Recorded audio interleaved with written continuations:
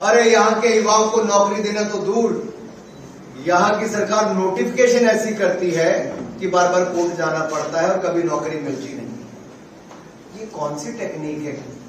इस राज्य से सीखनी पड़ेगी और ये खराब है। आप केंद्र को प्रोजेक्ट नहीं बनाकर दोगे और फिर कहोगे मिले नहीं। युवाओं को रोजगार नहीं दोगे क्योंकि गलत नोटिफिकेशन करोगे। तो कितना गुमराह जनता को करोगे? जनता गुमराह नहीं होगी। ये बेहाल करने वाली, बेरोजगारी फैलाने वाली, भ्रष्टाचार करने वाली बीआरएस को भगौड़ा करने का काम करेगी, बाहर करने का काम करेगी। अनुराग जी, आपने युवाओं की बात की। आपको क्या लगता है कि प्रदेश का युवा आप बीजेपी के साथ है, और अगर है तो बीजेपी के पास युवाओं के लिए क्या रोड मैप है? आप देखिए, पूरे देश भर में हमने जो किया है, जहां एक और इस बार के बजट में 10 लाख करोड़ रुपया कैपिटल इन्वेस्टमेंट मोदी सरकार आज तक का रिकॉर्ड खर्चा करने जा रही, 33% की वृद्धि है। 2,40,000 करोड़ रुपया रेलवे के लिए बजट में प्रावधान किया, 9 गुना ज्यादा है। 79,000 करोड़ रुपये, 79,000 करोड़ रुपया प्रधानमंत्री आवास योजना के लिए 66% ज्यादा किया है। अब ये सारा कैपिटल एक्सपेंडिचर है। जब ये खर्च होगा सरकार की ओर से, तो इससे उतने रोजगार उत्पन्न होंगे, उतनी सुविधाएं मिलेगी, उतना इंफ्रास्ट्रक्चर बनेगा, और ये देश भर में होगा तो तेलंगाना में भी होगा। इसी तरह से स्टार्टअप्स के लिए हमने जो किया, आपको इनकम टैक्स बेनिफिट दिए, लॉस बुकिंग का प्रावधान दिया, लॉस फॉरवर्ड करने का प्रावधान दिया, और नए रोजगार खड़े करने के लिए 2 काम। एक एमएसएमई में 2 लाख करोड़ रुपया बैंकों से प्रावधान इस बार होगा क्रेडिट की तरफ से, कम ब्याज पर, ताकि वह रोजगार को और एमएसएमई सेक्टर बढ़ा सके। दूसरा, लाखों युवाओं को स्किल ट्रेनिंग देने का काम मोदी सरकार के माध्यम से artificial intelligence, coding, internet of things, machine learning, 3D printing, ये फ्यूचर वर्क्स के लिए भी ट्रेनिंग दी जाएगी। 47 लाख युवाओं को स्टाइपेंड देने का काम 47 लाख युवाओं को मोदी सरकार करे। 30 स्किल इंडिया इंटरनेशनल सेंटर खोलने जा रही है, तेलंगाना में भी खोले। 3 centre of excellence artificial intelligence के खोलने जा रही है। 1000 खेलो इंडिया सेंटर खोलने जा रहे हैं। इन सब का लाभ मेरे तेलंगाना को भी यहां पर मिलेगा, मेरे युवाओं को, साथियों को यहां पर मिलेगा। सर, टीआरएस पार्टी जो बीआरएस में तब्दील हुई है, नेशनल परिप्रेक्ष्य में अपने को देख रही है, इसका किसी भी स्टेट में एक सीट नहीं है, और अलग अलग, जैसे महाराष्ट्र से पदाधिकारी, नेशनल पदाधिकारी चुन के ये लोग अपॉइंट कर रहे हैं। आपको क्या लगता है कि क्योंकि आप एक राष्ट्रीय पार्टी से बहुत दिनों से जुड़े हैं, आपकी दूसरी पीढ़ी है, तो आप कैसे देखते हैं कि बीआरएस को नेशनल पर्सपेक्टिव में कैसे देख रहे हैं? क्या ये सफल हो पाएगी? पहले तो अपने यहाँ जमीन बचाने की सोचे। जहां वायदे किए थे तो लोग कहते हो क्या हुआ तेरा बात, ना पूरा ना आधा है। केसीआर क्या हुआ तेरा बात, लोग पूछते हैं। वायदे किए लेकिन पूरे नहीं किए।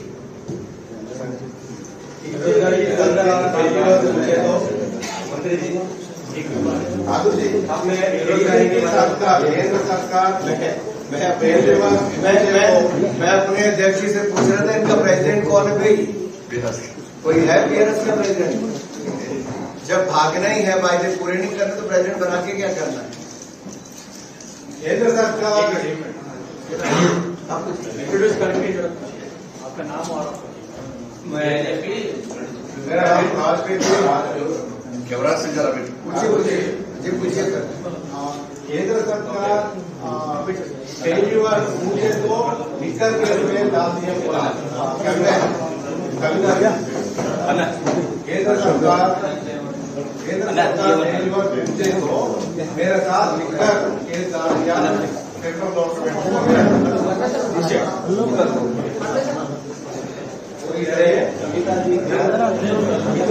बताया गया कोई जांच एजेंसी या जांच करने की मामला कोर्ट में, इसमें मैं ज्यादा नहीं कहूँगा, लेकिन भ्रष्टाचारियों को माफ नहीं किया जाता। जांच चल रही है, अगर किसी ने भ्रष्टाचार किया है तो कानून के अनुसार उसके ऊपर कार्रवाई की जाएगी। राहुल गांधी की अभी तीसरी मीट है और वो कह रहे हैं कि भारत जोड़ो यात्रा से बहुत सारे सीटें को मिला और मैं स्वामी को थैंक्स आपसे।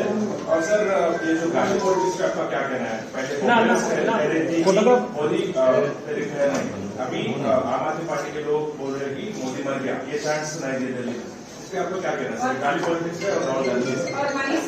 मोदी जी लोगों के दिलों में बसते हैं।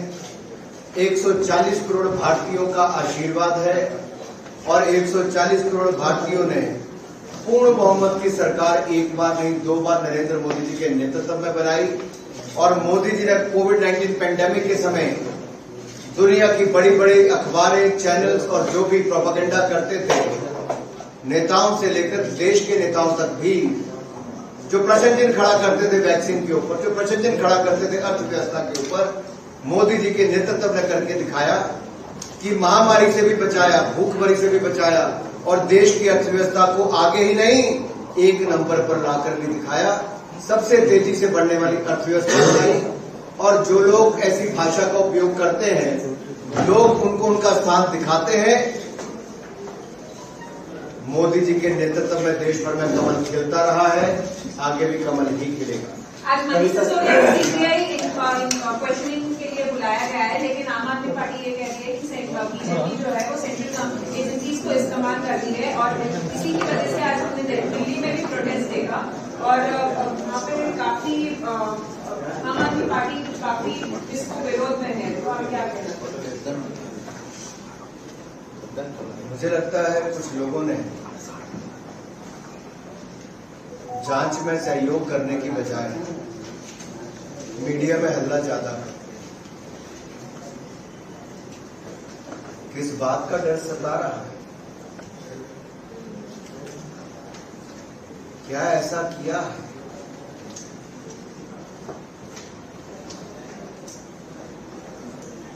क्या किया है? अगर कुछ नहीं किया तो डरना क्यों? अगर किया है तो फिर आप सबको कहने से तो कुछ नहीं।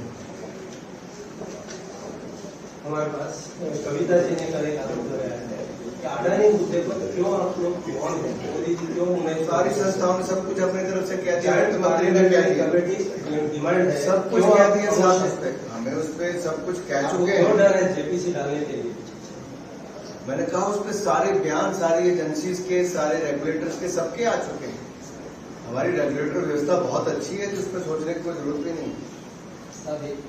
बार बार राहुल जी ने अग्निवीर के बारे में उंगली उठा रहे, आपका देश के युवा के बारे में आपका क्या संदेश है?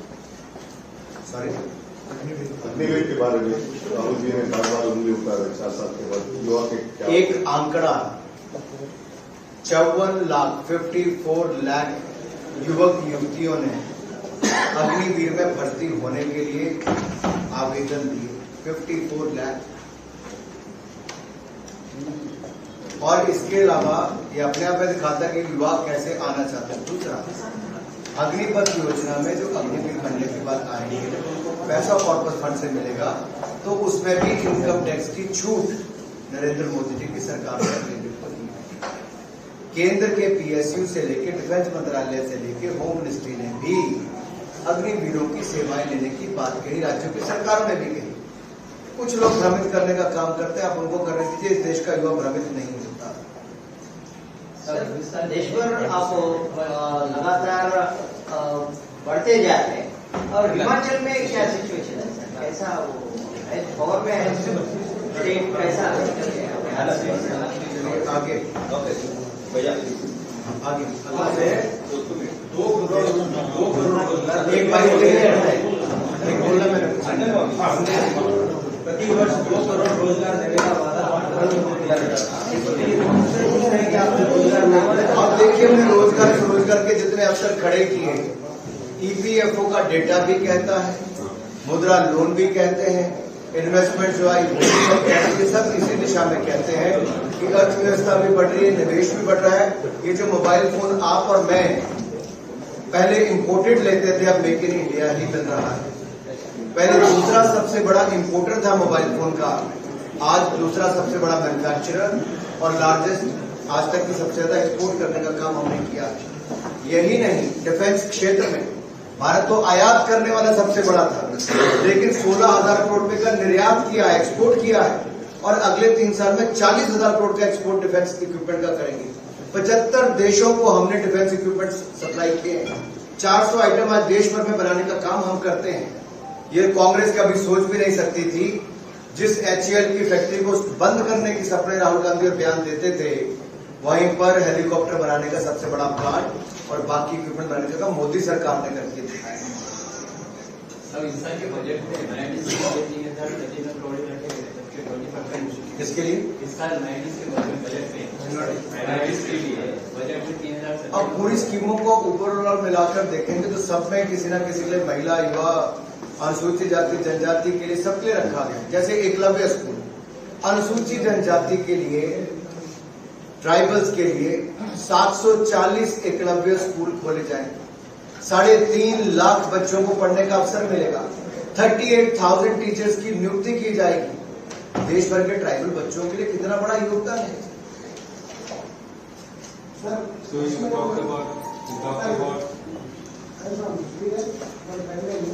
राष्ट्र में पूरा राज्य में कांग्रेस खत्म होगा। आपके ओल्ड स्टेट में हिमाचल प्रदेश में कांग्रेस आप हरियाणा वो जीत गए, कैसे है वहाँ पे? चलिए आगे 3 राज्यों में चुनाव चल रहे हैं। You talked about creating artificial, giving boost to artificial intelligence, and there are a lot of skill development in that direction. But do you think without psychology, without linguistics, giving importance without psychology, linguistics, philosophy of mind, all these basic sciences, can you create an ecosystem of AI in this country? Why? What stops us? AI is based on certain basic sciences. They fall under both social sciences as well as the sciences. So without giving importance to those fields, can you say say who's not giving importance to those fields? As of now, we see some of the textbooks that are prescribed in say state universities. They are coming from right from 1950s. They are not changing the syllabus. Even UGC has not changed its syllabus. Universities are not changing syllabus. If you have some specific suggestions, we will be more than happy to look at that. Except with all state universities in both Telangana and Andhra Pradesh. If you have some suggestions, I can pass it on to the education minister. No issue. There is a notification on the BJP is suppressing the education system in the new education policy. देखिए, हम तो सबका साथ, सबका विकास, सबका विश्वास और सबका प्रयास किसी मूल मंत्र के साथ चलते हैं और आगे भी चलेंगे। सबको साथ लेकर देश को आगे बढ़ाया है, आगे बढ़ाएंगे। महिला आरक्षण बिल क्या पास होगा? चलिए आगे जनगणना आगे। Anurag ji, there is a change in from the Western to Indian attitude. I think that was the right. There is some kind of change taking place among the youth or the people from Western polarization, right? That was your statement. Okay. There is a change in the country from the Western polarization, Western cultural polarization. So now, if you look at some of the films certified by Film Certification Board in Hyderabad, they are more worse than Western culture. So how do you look at that? If you have some specific suggestions or some cases, you can give it to me. I can ask. It is already it's an independent board who looks into the details.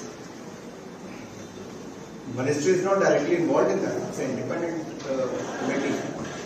But how come they are not having even the basic understanding of what is India and what is its culture? How can they be? If there is any specific issue, Yeah, I'm not touching upon that issue. Yeah, recently they certified a film. कोई भी ऐसी film होगी उसमें आपका कोई सुझाव है, आपको लगता है कुछ ऐसा, दीजिए CBFC के चेयरपर्सन को बोलें। अनुराग जी, आप हैदराबाद में आए हैं। यहाँ की एक पार्टी है MIM और उनके चीफ हैं। बहुत आपकी पार्टी और आपके प्रधानमंत्री पर बहुत आग उगलते हैं। यहाँ जो एक चुनाव हो रहा है, MLC का चुनाव, दोनों पार्टियां एक दूसरे को सपोर्ट कर रही है। एक कैंडिडेट खड़ा, आपको भाईजान के बारे में क्या बोलना है? आप उनके शहर में हैं, उनकी कंस्टिट्यूएंसी में हैं, क्या मैसेज देना है? किसी के बोलने से क्या फर्क पड़ता है? हम तो अपना काम करें देश को आगे बढ़ाने का। जिसके बोलने से आपके कैमरा या टीवी चैनल पे जगह मिलती है, उनको जगह मिलती रहे। हमें तो लोगों के दिलों में जगह बना के रखी है, बना के रखी है। सर, अगर हमारा रेगुलेटरी सिस्टम इतना स्ट्रांग है तो इतने सारे ऑफशोर शेल कंपनीज क्यों मशरूम हो रहे हैं? क्या सिचुएशन? अगर किसी की भी होती उसके ऊपर लगातार कार्रवाई बार बार की जाती है, और जब कई जगह की जाती है वहां पर लोग उसका विरोध भी करते हैं, लेकिन जांच एजेंसियां अपना काम करती रहे। तो जेपीसी और इसके लिए जहां जहां पे भी ऐसे आए, पहले भी बाद में, तो उस पर काम किया जाए। सब हमारे हिंदुस्तान में तो अजीब जो तहजीब है, इसके बजाय जो वेस्टर्न तहजीब की फिल्म बना देते पूरा घर में के साधन की लोग नहीं ले सकते। क्या संसद पर भी आप लोग कंट्रोल नहीं करते? देखिए, जो भी बड़े पर्दे पर पिक्चर लगती है CBFC में, उसके रीजनल यूनिट्स अपने अपने क्षेत्रों में एज पर रूल्स, उसमें कोई ऑब्जेक्शन है किस कैटेगरी में वो आएगी, उसके लिए उसको सर्टिफिकेशन देने का काम करते हैं। और कभी ऐसा होगा तो उनके साथ भी उनको बोलेंगे, कभी आपके साथ एक प्रेस कॉन्फ्रेंस होगी। चलिए, ठीक है भाई, आपका सुझाव आ गया। अगर हम सत्ता करेंगे तो 24 विश्व को बिजली देश भर में देंगे, इससे अधिक क्या है? जो पहले वायदे किए उनका क्या हुआ? तो मैंने लिस्ट लंबी गिनाई आपको, अभी तो मैंने 6 पेज खोले नहीं उनके वायदों के। ये अगला वायदा कर दिया। दूसरा एक बात मुझे कहनी है, ये जो आप वैसे कुछ लोगों ने मुझसे बाहर पूछा कि राहुल गांधी जी ने चीन को लेके ये कहा वो कहा, ना आंख झुकाकर ना आंख उठाकर बात करेंगे आंख मिलाकर। ये नरेंद्र मोदी जी ने कहा ही नहीं, करके भी दिखाया है। ऐसा नेतृत्व दिया है कि सबके साथ प्यार के साथ चले। अपने पड़ोसी देशों की आपदा के समय पूरी मदद भी की है। किसी के ऊपर संकट आया तो फर्स्ट रिस्पॉन्डर के रूप में भारत आगे आया है। भारत किसी जमाने में मदद लेने वाला था, आज मदद देने वालों में आकर खड़ा हुआ है मोदी जी की सरकार। और अगर किसी ने आंखें दिखाने का प्रयास किया तो जो अतिक्रमण करने की सोच रखते थे उनको मुंह तोड़ जवाब हमारी सेना ने दिया, और सेना के साथ पूरी ताकत के साथ नरेंद्र मोदी जी खड़े थे। प्रधानमंत्री जी सीमा पर भी गए, रक्षा मंत्री जी भी गए और सेना का मनोबल भी बढ़ाया। लेकिन उस समय राहुल गांधी जी चाइनीज अधिकारियों के साथ क्या प्लानिंग बना रहे थे देश को आज तक नहीं बता पाए। क्या खा रहे थे और क्या बुन रहे थे देश को नहीं बता पाए। लेकिन मोदी जी सेना के साथ और हमारी सेना बॉर्डर पर पूरी ताकत के साथ खड़ी थी। अरे राहुल गांधी जी, आपने तो हमारी सेना का अपमान तब भी किया जब उन्होंने चीन के अतिक्रमण को मुंह तोड़ जवाब दिया। आपने तो, आपकी पार्टी और बाकी दलों ने सर्जिकल स्ट्राइक पर भी प्रशंसन खड़े किए और हमारे जवानों की हौसलों को पस्त करने का एक तरह से प्रयास किया। बार बार भारतीय सेना को नीचा दिखाने का काम कभी कांग्रेस ने छोड़ा नहीं, और बयान को भी तोड़ मरोड़ कर जिस देश के दूतावास से राजीव गांधी फाउंडेशन ने चंदा लिया हो, आज भी उसी के लिए बोलते हैं राहुल गांधी जी।